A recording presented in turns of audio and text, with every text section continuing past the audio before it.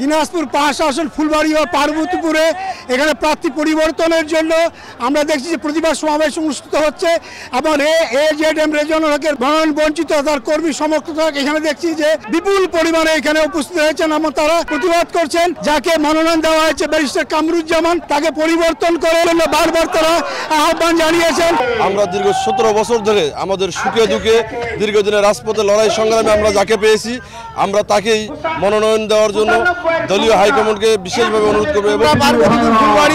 মানুষের মনের ভাষা বোঝেন, মানুষের দুঃখ বেদনা অনুভব করার জন্য আপনারা আবারও এদেরকে পরিদর্শন করেন এবং সেই সঙ্গে মনোনয়ন বাতিল করবেন এই আশা প্রত্যাশা করছি। আমাদের দল একটা সময় ৯৫ সালের আগে এই দল একটা ভঙ্গুর অবস্থা চলে গিয়েছে, সেখান থেকে তিলে তিলে আস্তে আস্তে আমি আমার আজকের জনসমর্থন একদিনে আসে নাই।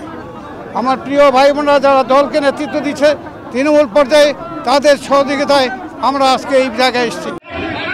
গোলাম নবী দুলাল, সময় সংবাদ, দিনাজপুর।